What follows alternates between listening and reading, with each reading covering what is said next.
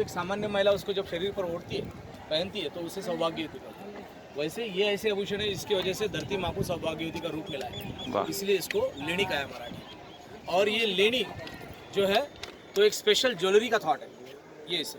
और केव्स अलग अलग प्रकार की होती है। सबमेरीज आर एक्सप्लोसिव वॉल्केनो, जमीन के पेट में से अब जब आता है वहाँ स्पेस बनता है, लोग उसमें वास्तव करते हैं, वो आदिमानव जिसमें रहते हैं वो भी केव होती है। किसी ने कह दिया कि मौल्यवान खनिज इसमें छुपा है, डिग करके लेके जाएंगे, वहाँ जो स्पेस बनेगा उसमें लोग वास्तव करेंगे, वो भी केव्स होती है। लेकिन इंसान जब टूल्स कंधे पर लेके आता है और सोचता है कि मेरे आने वाली जनरेशन के लिए मैं कुछ बनाऊंगा, वो ये प्रकार।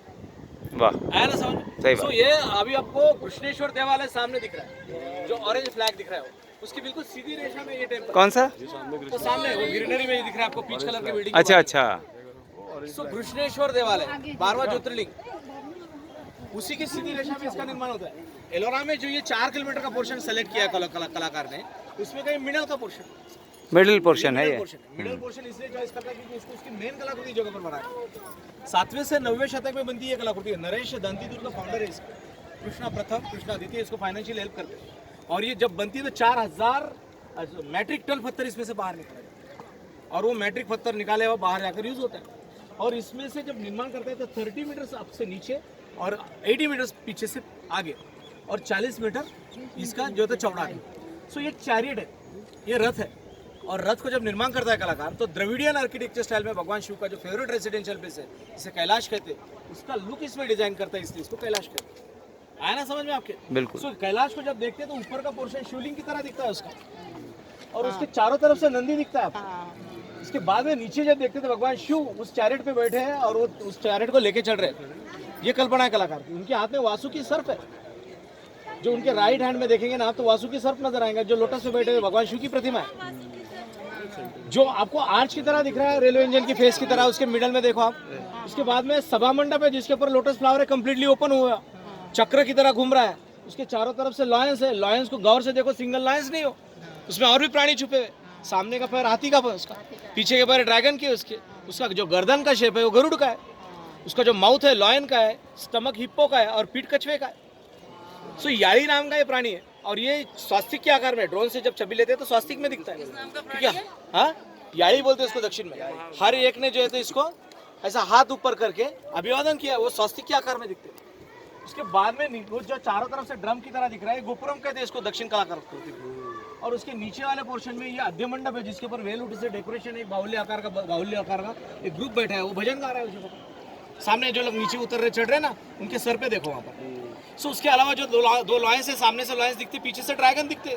और उसके पीछे वाले पैर वाले नीचे वाले पोर्शन में देखो, पैर के नीचे वाले पोर्शन में ऐसा एक स्ट्रिप है डॉल्स का, जो घोस्ट डॉल है, जो पिशाच के बाहुल्य कहते हैं, वो दिखाया। उसके बाद में जहाँ शिवलिंग है उसके सामने अगर नंदी नहीं रहेगा तो विषय अधूरा रहेगा। ये नंदी मंडप कौन सा? अच्छा, ये सामने जो दिख रहा है, इसके ऊपर ये नंदी माता बैठी, ऊपर में जो हवन जलाया जा रहा है उसकी फ्लेम है। वो एंट्रेंस गेट है, ऊपर में नगाड़ खाना, आरती के समय में नगाड़े बजाने की व्यवस्था, ये व्यवस्था है। उसके अलावा दो जो पिलर दिख रहे हैं आपको, ये फ्लैग पिलर है क्योंकि पूरा रथ है। रथ ये और वो पताका होना चाहिए कोई नहीं करता। आप नीचे अगर जाकर देखेंगे, मैडम आप देखो नीचे जाकर, सो एलिफेंट और लॉयन के शोल्डर पे रखा हुआ ये चैरियट है। हाथी और लॉयंस, सिंह, उसको लेके चल रहे। ऐसी अच्छा, उधर है, में देखो, उधर बॉटम में देखो, हाँ उधर से दिखेगा। यहाँ से बॉटम में नीचे, बॉटम देखो, डायरेक्ट बॉटम देखो, इसका स्ट्रॉन्ग में भी है। अच्छा, अरे मैं पकड़ा हुआ यहाँ से देखो, नहीं दिख रहा, दिख गया ना? हाँ।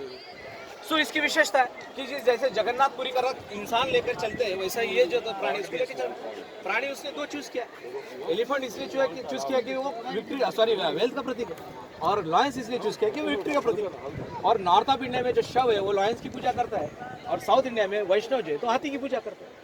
सो ये दोनों लेके चलते हैं। इसका नॉर्थ का पोर्शन शिव को डेडिकेटेड है क्योंकि नॉर्थ ऑफ इंडिया में शिव को चाहने वाला भक्त ज़्यादा है, और दक्षिण भारत में वैष्णव मतलब विष्णु को चाहने वाला वर्ग ज़्यादा है, इसलिए इसने वो दिखाया।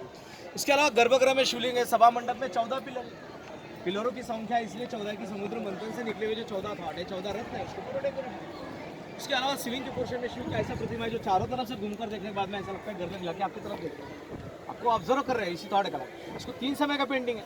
सबसे पुराना पेंटिंग 9वें शतक का है, दूसरा पेंटिंग जो है तो 14वें शतक का है, और आखिरी का पेंटिंग 18वें शतक का। इनका पीरियड है, इनके लोग बताते हैं 9वें शतक में यादव कालोन में उनको पेंट किया। और जब 14वीं सदी की बात है तो छत्रपति शिवाजी महाराज के दादाजी मालोजी राजे भोसले वो इसको डेकोरेट करते हैं। और कुछ जगहों पर रेडिश कलर का डिजाइनिंग आपको जो नजर आ रहा है वो अहिल्याबाई होलकर के समय ऐसा 3 समय का पेंटिंग। अच्छा रेडिश ये जो हाँ, ये reddish रिपेयरिंग हुई है। हाँ वो लास्ट पेंटिंग है। इसके अलावा जो है तो अभी आप फोटो मोड में डाल के कैमरा अच्छा वाला कैमरा मुझे दीजिए, क्योंकि मुझे आपको इसके अंदर के छुपे हुए कुछ थॉट समझा है। दो भाई। सो सी हियर